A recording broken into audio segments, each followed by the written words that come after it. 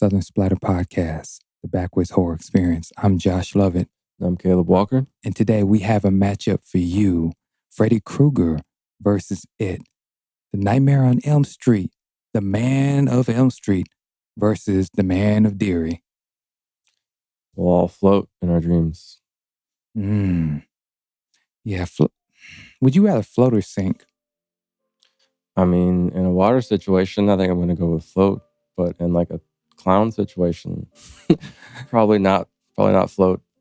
I don't know what sink would be, but I don't think it would be as bad as float, you know? Now, what if you're in the air? Would you rather float, like jumping out of a plane, or would you rather sink down? Like, which one is more of a rush for you? Like, would I rather fall to my death or would I rather like float down? Choose your faith, man. I mean, the floating thing would be kind of weird if you didn't expect it, you know? Like, you're just in a plane crash and you get sucked out and you're just like, wait, no, I'm fine.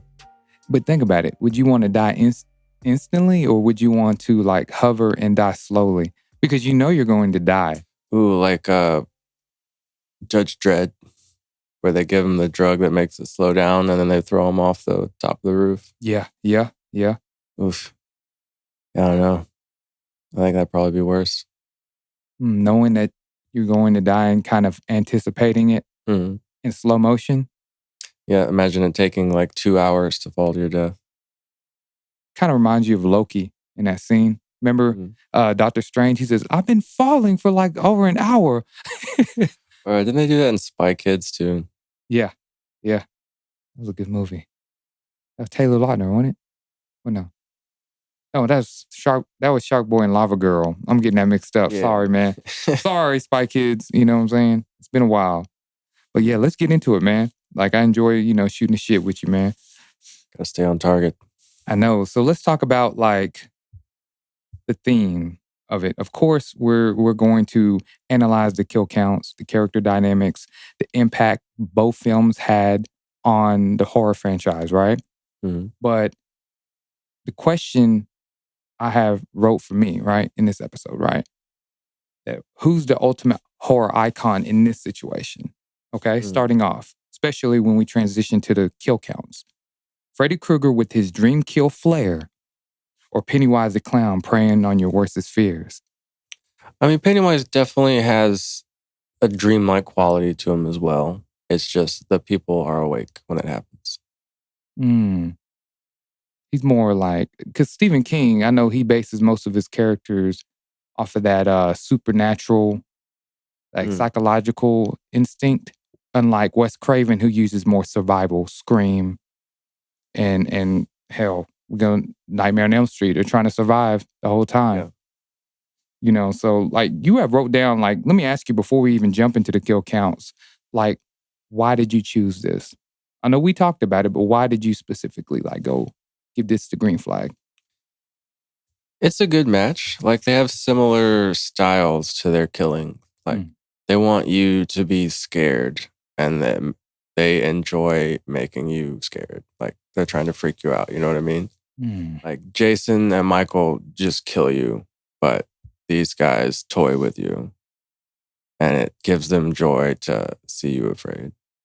See, and that's very interesting because both of them, yes, they're more psychological. I'm not going to say like Freddy, there's a supernatural instinct to that. It's like, I'm afraid to go to sleep, but I'm afraid to stay awake with Pennywise. Yeah. I never saw Pennywise jumping in my dreams like that. He's going to get you while you're walking on the surface. It's going to seem like a dream, but you're awake. Right. And which comes down to the kill counts. Like, A Nightmare on Elm Street from 1984, right?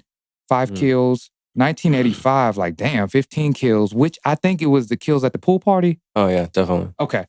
I was just making, Jesse. Okay. All right, Jesse. you did your thing out there. But from 1987, 9 kills, and we can go all the way to 2010, 6 kills. We're not going to go into deep. Yeah, I mean, they mainly only focus on like a core group of people. It's usually not more than 5 to 8. Think about it. It's the kids from 3, and then they all slowly die, and we just keep passing the torch. all the kids on Elm Street? I forget how they're related. They're somehow related to the Elm Street kids. But they're like younger than Nancy. She's the doctor in that one. Right. And it's in what? The Dream Warriors one? Yeah. Yeah, that was the Dream Warriors one. What is the most iconic kill in that for you? I know Johnny Depp wins 1984. Oh, yeah. I mean, 85, it's probably Welcome to Primetime, bitch. With the TV. I love that. We pulls her head into the TV and she's like... It's honestly scarier when his head isn't there, when it's just like her stuck in a TV. That'd be the weirdest thing to walk into in a hospital.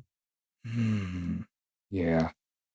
Because now the one with Jesse, number 2, what was weird? What was the most weirdest kill in there for you? Mine is Grady when he rips through his... Oh, yeah. It's like that was the first time you seen Freddy enter the world, and it's like, is Grady seeing this shit? Is he a lot awake?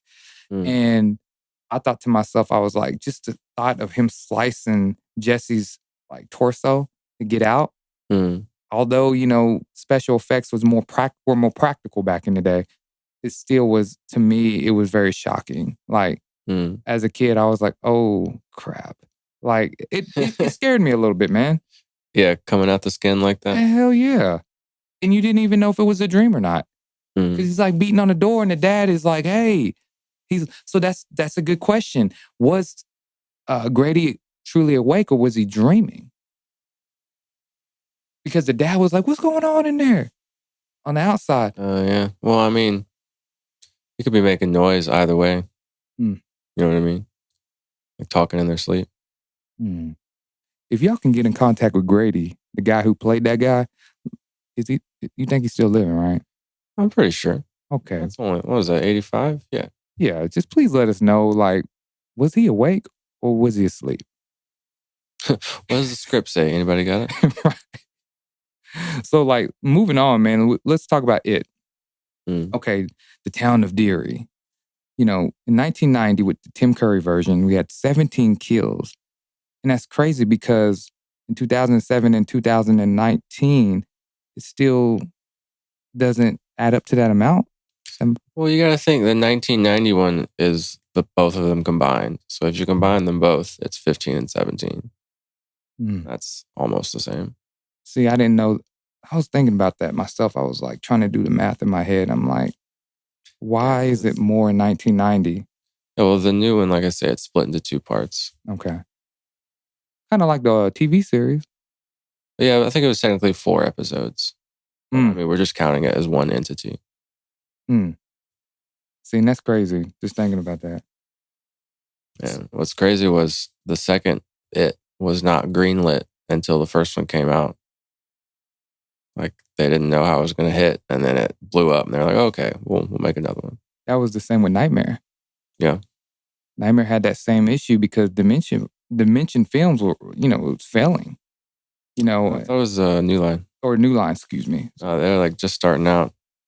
Because the movies that failed, I have written down before Nightmare, The Last House on the Left, 1972, The Telephone, 1977, The Great Gatsby, 1974, The Other Side of the Mountain, 1975. And then last but least, get my words tied today, shit. The Apple, 1980, in which would leave Nightmare coming out on 1984, November 9th. So, they both, during that time, I felt were... Well, hold on. It came out after, if I'm not mistaken, after Nightmare. Yeah. Yeah, because they said that it was inspired off of Nightmare. Some elements. Oh, wait, you mean the book? That was the movie.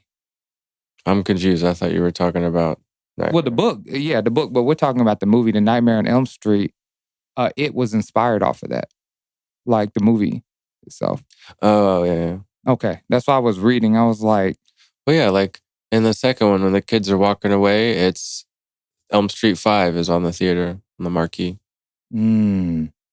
See, and that was, let me think. It matches the year it's supposed to be. Because what, 5 is, what, 89? Mm-hmm. Because the beginning of Nightmare, I know with Jason, that was the final Friday that year. And then I believe it came out in the spring or summer. And then they topped it off with Freddy in November. And it's funny because when you think about Freddy, it's like, and I want to ask the audience too, like later on, I had a question for y'all, especially in regards to his sweater, that red and green sweater that he's infamous for. Oh, yeah. Would you consider Nightmare on Elm Street, based on his sweater, right, a Christmas horror movie? Because it came out in November, almost leaking into December. Mm. I don't know. It just, that red and green just gives me Christmas vibes with him. It's like, I don't know, it reminds me of Macaulay Culkin in Home Alone. Like, that's something that he would wear. It does have, she does Home Alone his ass. I mean, that's very similar. Damn. Ching, ching, ching. Damn, I just thought about that. So thank you, Macaulay Culkin.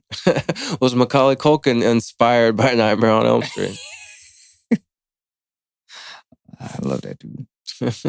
But yeah, like, so overall, like, your analysis. So we have 55 kills in Nightmare on Elm Street. And then we have 32 kills on It. Yeah, I mean, if you have more movies, you're going to have more kills. If you take any 3 of Nightmare, then I think it's almost a tie. You got, what, 15, 9, and 7, and then 17, 7, and 8. So what? 15? Well, you said 9 and 7 or 7 and 8? 15, 9, and 7. So 16, 15. Oh, okay. Yeah. 30, 31, and 32. So relatively close. Yeah, if you do it like that, it's about the same. So, like, let's talk about the killer analysis now part of it. Like, Freddy, you have written down his motivation, revenge, power, fun, immortality. Yeah, like he's trying to live forever. He's eating their souls. Just collecting them. Yeah, it was at 5, I think he's got all the little heads in his torso. That's all the souls of the people he's killed. Or Dream Warriors. Is that what it 3? That was the first reveal of it with all the the kids. Yeah. It was Dream Warriors. And it's crazy because I was looking at it as, with Freddy's kills are more personal and theatrical. Yeah, like they always target an aspect of that character. Like the kid that draws comic books gets turned into paper and ripped up. Or the girl that wants to be on TV is killed by a TV. About the guy with the puppet scene. That was in Dream Warriors. Yeah. I forget what he was. Wasn't he like mute or something? I think he was. I don't know. I don't know what that has to do with a puppet, but... Right. He was just, he had a puppet on strings and shit. Yeah, you see Freddy in the sky. That was pretty intense. But, like, we can both agree on, like, before we dissect Pennywise, they both torment human souls, except Freddy uses an eternal dream state to trap the victims. Pennywise uses deadlight, in a sense, to keep them in an endless state of fear and suffering. Because, when they open their eyes, especially at that scene with Bill Hader in the chapter 2, when he's like, come on, mother. It was just, that shit was so funny. Oof, you didn't work out for you, bud. Good try. That dude said, I was like, dude, are you, and then, sad. It was just sad after that. Homie didn't have to die like that. Yeah, he did, though. He was already scared, though, man. Why couldn't it have been Bill or something? He can't kill Bill. He's the main one. He killed Georgie. Yeah, but that was just to raise the stakes. I would have killed Bill. It would have been impactful. It's like brother and brother died together to save Derry. I mean, he could have done it. We'll call Steven. We'll be like, hey, man, can you just like Bill give us a new one with a better ending? Bill had terrible endings in his movies anyways. Remember Stephen King in that scene? He says, I just don't like the ending. Like he's like, how much for this bike? It was like $300. I remember that. I was like, damn, look at Stephen King. But like, so with the key traits of Freddy, he's disfigured, knife glove, only powerful in dreams, possibly immortal, plays with his victims, has a dramatic flair to his murder, and he lives in a factory.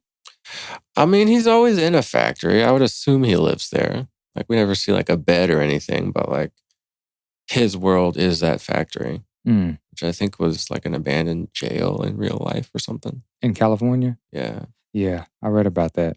But I mean, that definitely adds like to the atmosphere. Like, you see that rotting industrial look and you know that you're in the nightmare world.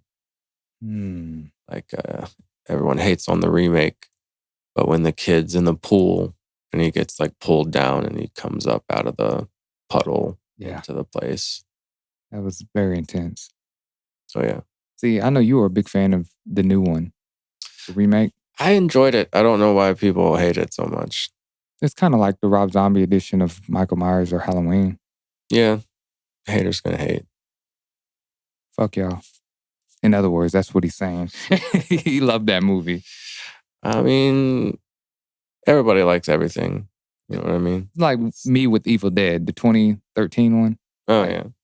I don't care what anybody says. I love that movie. The Evil Dead Rise, just crap. I don't care who. If you like it, it's just crap. It's okay. Bro, I watched that movie just going to sleep and it still doesn't have that effect on me, man.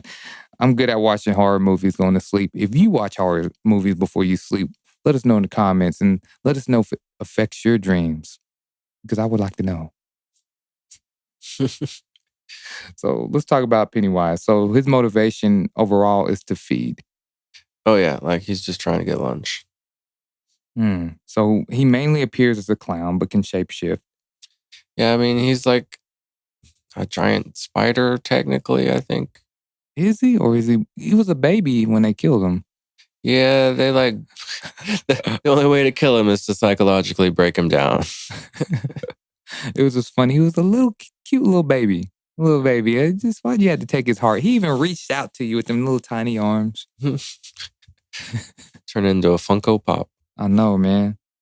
But then, okay, he hibernates for 27 years. I've read about that.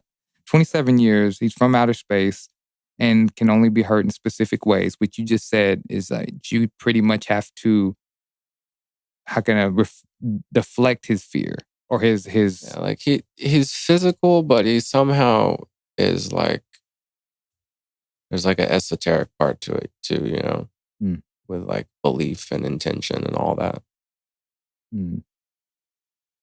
So then, are you scared of somebody in the sewer or would you be scared of somebody in the boiler room? Freddy reminds me of Mankind, the wrestler. He was always in the boiler room. He's like, come to the boiler room. You know, and then like the sewer is like the Ninja Turtles. Or, what's his name from Batman? Killer Croc. Oh, yeah. I forgot he was in the sewers. I mean, I feel like both carry their own kind of weight, but I think sewers are a little creepier. You know what I mean? I feel like there's more folklore about sewers than boiler rooms as far as weird shit being down there. Like alligators and stuff, you know? That's true. I don't know. That Home Alone scene, and it wasn't a boiler room. It was a basement. Remember it was number 2 or number 1? One of them had the little talking heat thing or whatever. That shit scared me. When it scared him, I was like, damn, I'm scared too. It's like a chimney or a fire or something down there. Yeah. But like, so compared to Tim Curry's version of it now, we got Skarsgård, right? Okay, let's compare those two. I felt that Curry, he didn't want to take the role, as I was reading, because he didn't want to be seen as a villain. But then because they didn't have all these special effects today, he actually had to get in the character. He actually did the concept before Skarsgård, they did it to him of actually showing up on set as a clown, but not letting people see him. Remember, they said they did that. The director, Andy. Yeah, having it be an actual, like, the first time they see him, which generates an authentic, like, sense of fear at that moment. And I know with Tim Curry, he was more like playing into the concept of being a clown. Very uncanny. You know, he had to get into that role. There was no shape shifting into this big old mouth with teeth, or there was none of that. It was just like, okay, we don't have special effects like this. Plus, it wasn't a large budget either to do something. He really had to bring out that fear of, like, you know, that fear of clowns. It's just like what we find uncanny about them. Yeah, I mean, the book has everything you need to make the character, but it's also like kind of long-winded. So you can get lost in the details and you really just have to make it your own, which I think is what he did. He just took the source material and was like, you know what? This is how I'm going to do it. We'll see if people like it or not. Now, did you like in the Tim Curry version, did you like the reveal as him being an alien, or would you have been cool with him staying as a clown? I mean, he has to if they're going to not drastically change the ending. I mean, it makes sense. Like, as far as monsters go, you know, it is technically real, and that is Stephen King's thing a lot. You know, it's not in your head, like it's an actual monster.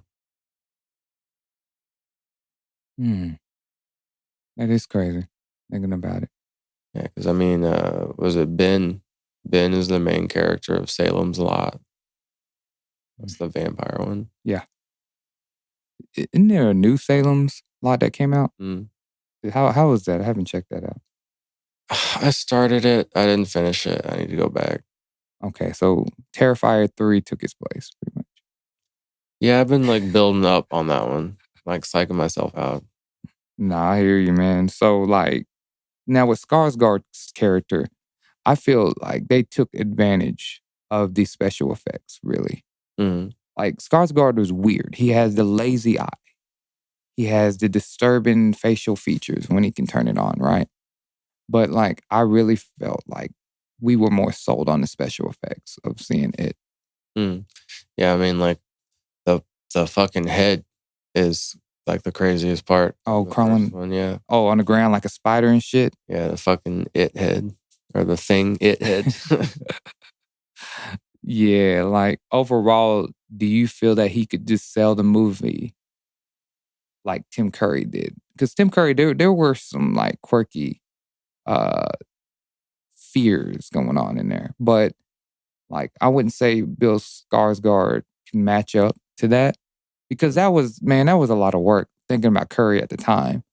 Like, not to knock Skarsgård, he's a wonderful actor, but I felt that he didn't really have to act as much.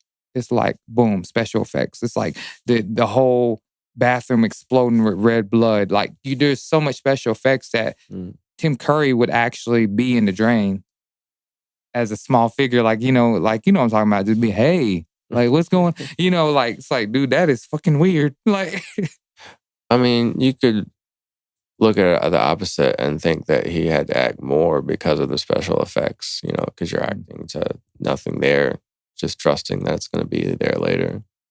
That's crazy. No, I see your point. Because I think with Curry, he had to really drive the production himself. Because there wasn't advanced technology like that. Yeah. So I give it to him. So, like, we know that it overall was inspired by, what was it? Coulrophobia, which is the fear of clowns, which became a mainstream phenomenon. Did you remember the infamous wave of the creepy clown sightings in 2016? You remember that shit, right?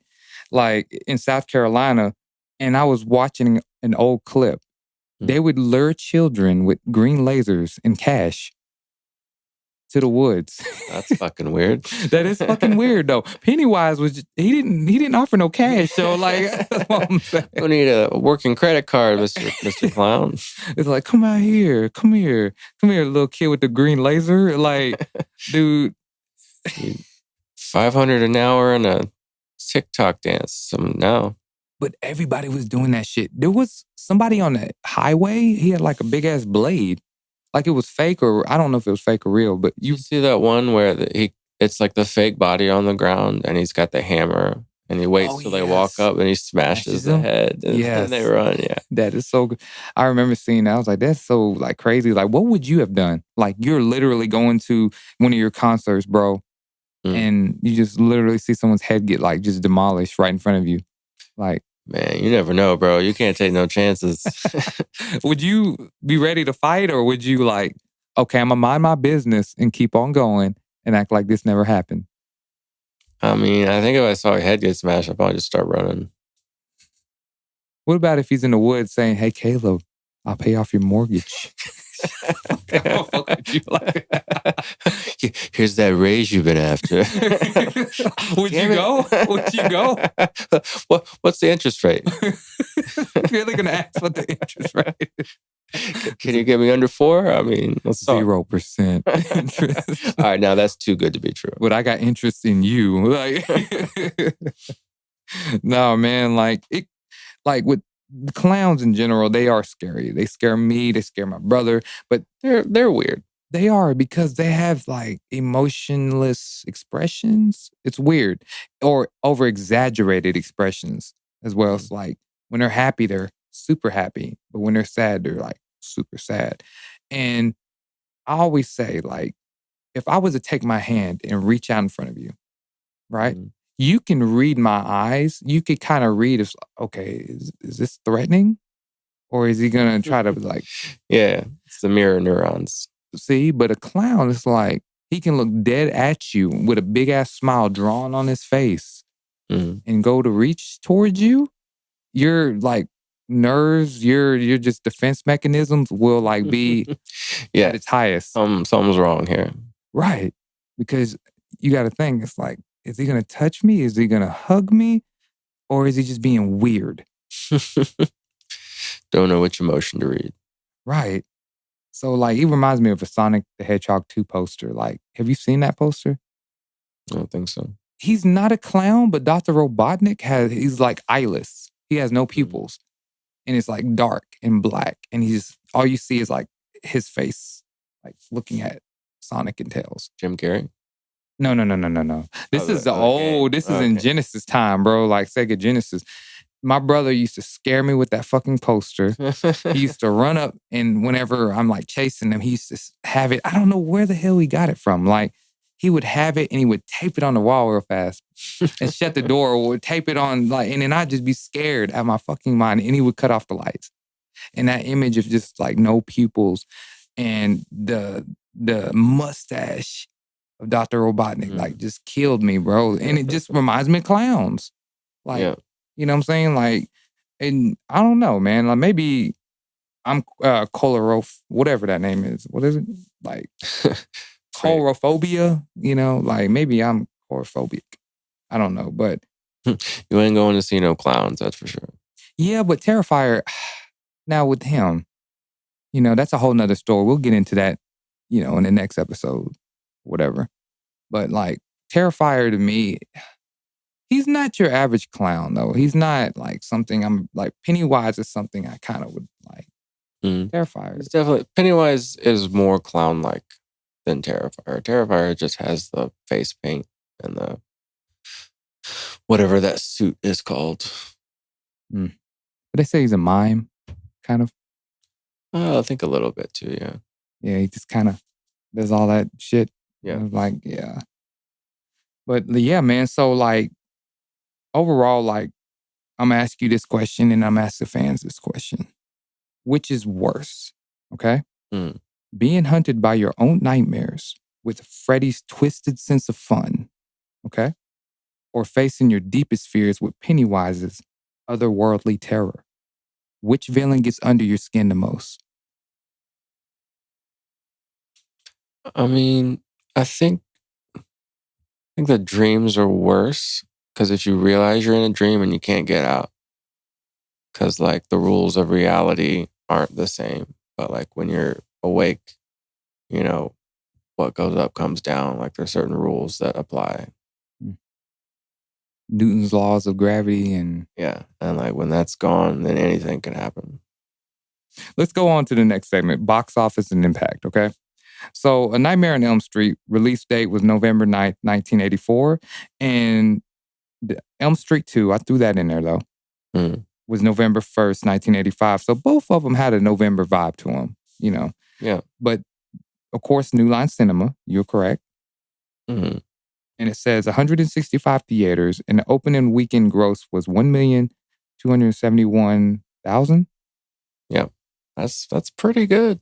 With a budget of 1.8 million, but the total gross was 57.1 million, and that's for A Nightmare on Elm Street.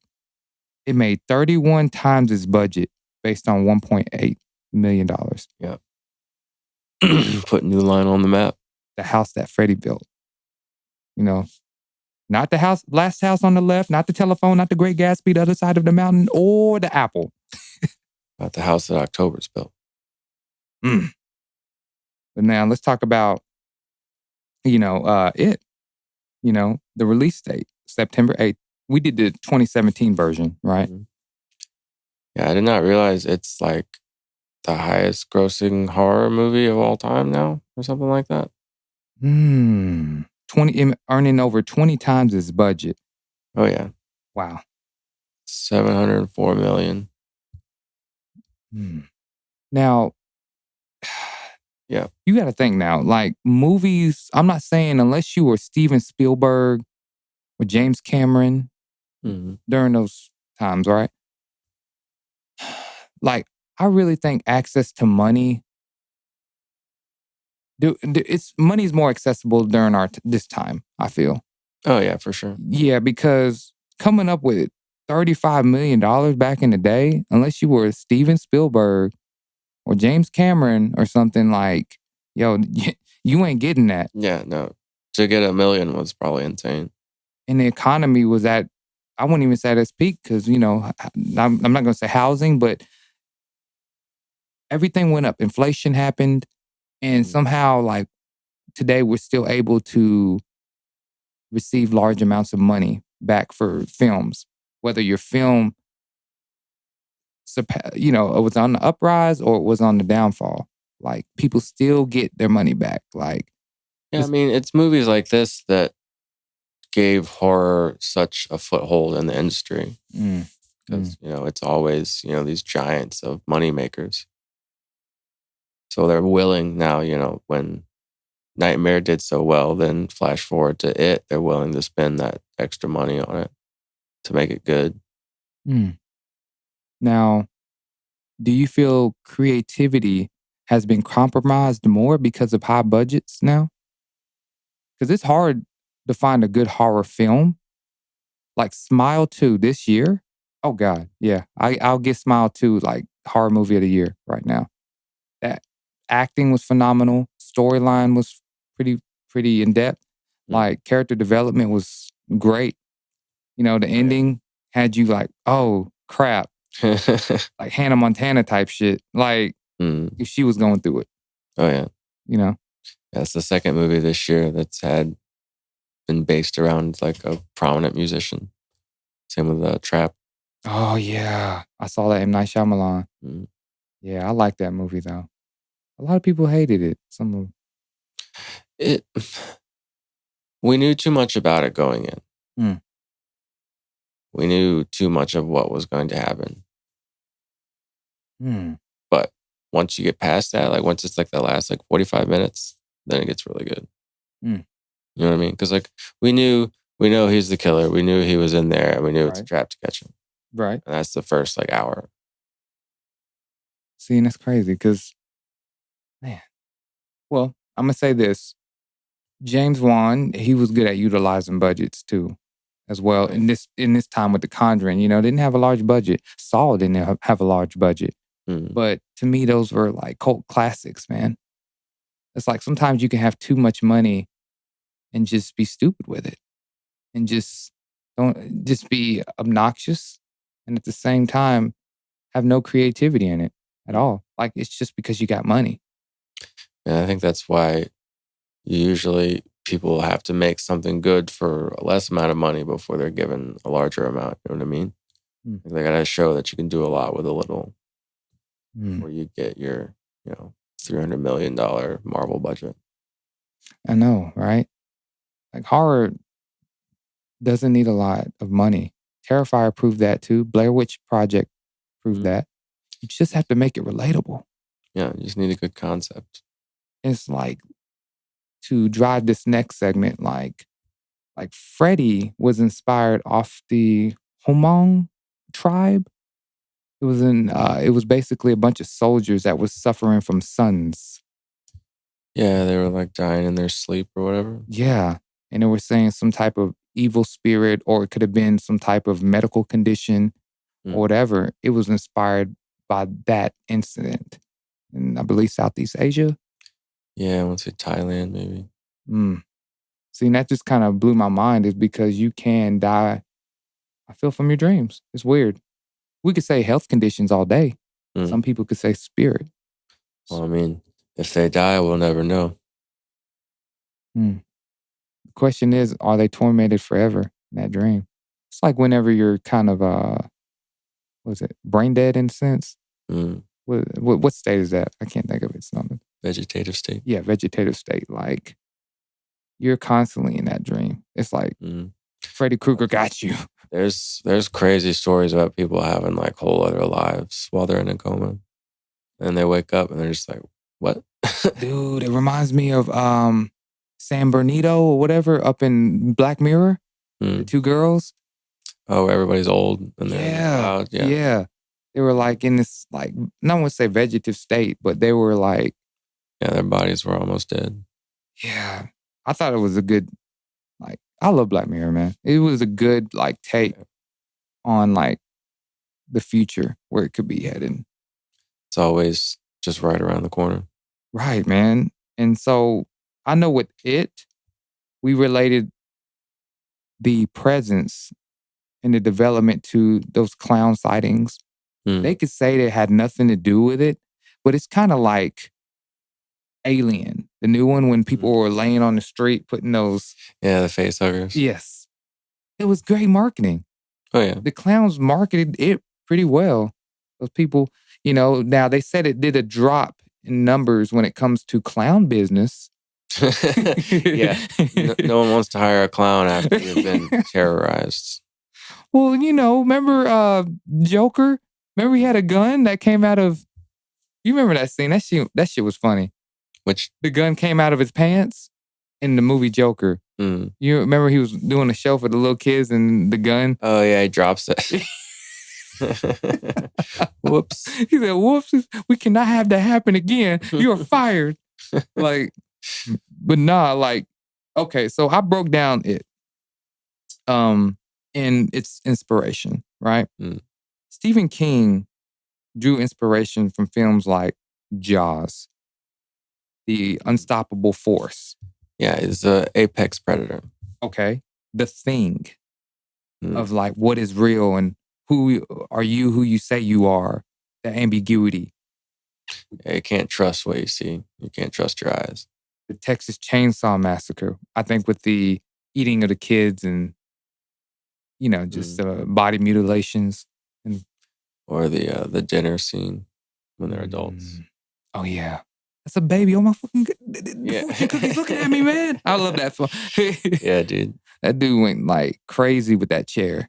I swear he was like a wrestler from WWE. I've always wanted to do that. Just chair somebody. I always wanted to go to that restaurant. So I can just like... The Chinese, the Chinese restaurant. Oh, from it? Yeah. You want the crazy... gross ass like bugs to come out of your fortune cookies? Sure. It's all part of the experience. Exactly, man. And yeah, like it said, the Lord of the Flies. Yeah, that's the kids. Dude. Like the kids, like I mean, I'm sure you had serious shit when you were a kid, but like, I don't think you had people literally trying to murder you. You know what I mean? Like, that's kind of weird. Right. So there are all these inspirations and influences, right?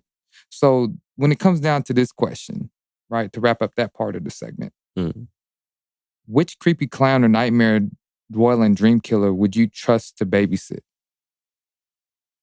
Freddy or Pennywise? Who's going to be the babysitter for tonight for your kids? I mean, do you want their arm ripped off or do you want them molested? Did Freddy molest him? I know in the new one they said... I mean, it's implied. It doesn't like say it a lot, but like it's in there. Okay. He wasn't just like Michael Jackson? No. Okay. Letting them jump rope and... No, there was the third one. She's walking up and the little girl's like, this is where he takes us. I remember that scene. Wow. Okay. I'm going to say...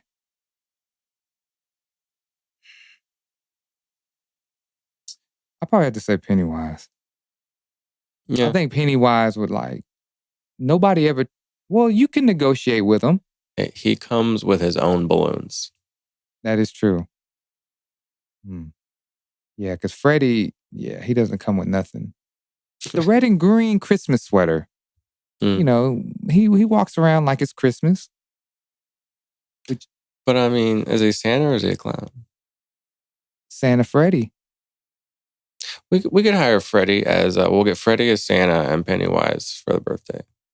That would be, okay. What about in a dance-off?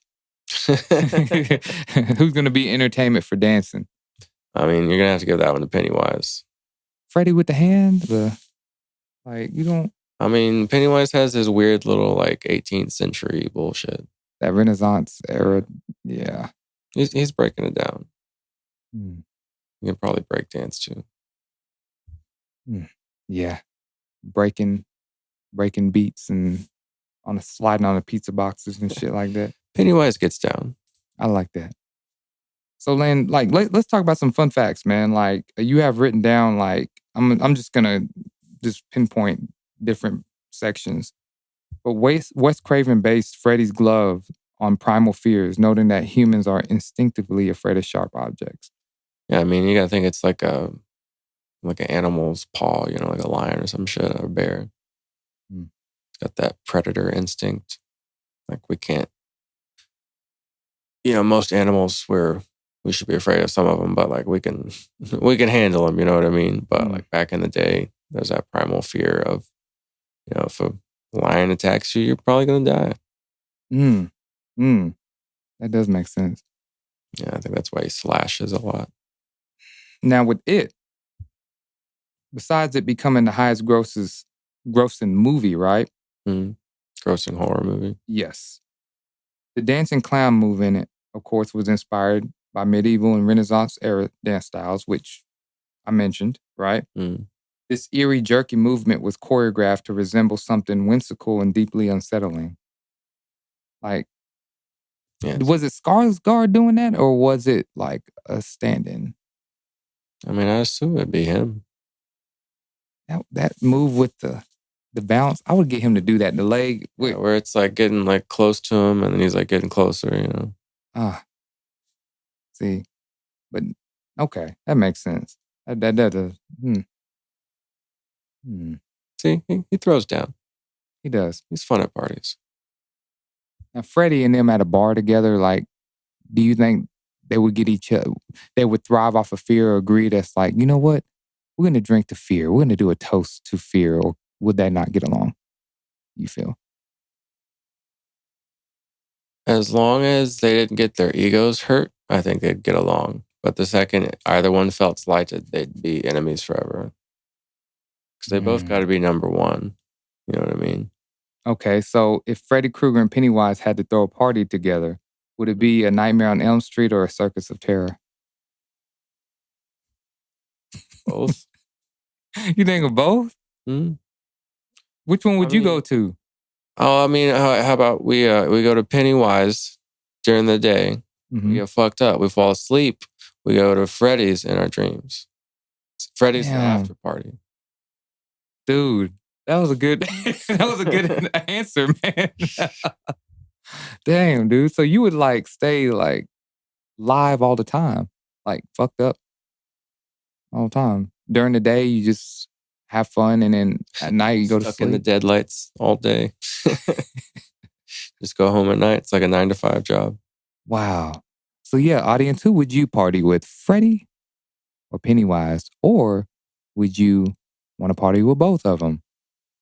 Like Caleb over here. I mean, there's no need to limit yourself. I think I would do Pennywise though, because I got to get some sleep, man. I know how I am without sleep, man. I can't be walking around like with no sleep. I get cranky. And I crave like M&Ms. I don't know why. M&Ms and Skittles put together though. Yeah, need the chocolate and the fruit. Yeah. Yeah. Maybe that's weird. Are you sure you don't smoke weed? I did at one. Now, don't get me wrong now. The right times. When we become successful, yeah, I will light it up on this show. We'll have it right there with Joe Rogan and shit. And do that. So like overall, man, let's go ahead and wrap this up. So concluding everything, we recapped the kill counts, the character dynamics, and the impact they both made, right? Both powerhouses of their own right. Now, who do you feel would take the win? It's a hard question to answer. It's the same problem that Freddy versus Jason had. Is Freddy is in the dream world, you know what I mean? Like he's not physical. So it's a different, like you can't fight, you know what I mean? Right. So I mean, technically it took 6 movies and Freddy still might be alive. And we killed Pennywise in 2. So I mean. How do you kill Freddy? I don't know. I figured it out. Yeah? I thought about it. Then they need to like find his bones or something. Well, not just that. But remember, you can pull him out. Okay. But that never works, you know what I mean? They try it every time. They pull him out, but then they kill him. But then he comes back. Right. So you pull him out and you lock him away. Keep him in there. Think about it. We'll put him in the American prison system. Exactly. There we go. Guantanamo Bay. Yeah. And then he'll die, and then you just get him and pull him out again. So, but yeah, like, sorry about that. But you'll do that, and that's it. So, without further ado, we're just going to go ahead and end it. I'm Josh Lovett. I'm Caleb Walker. Till next time. Yes, till next time.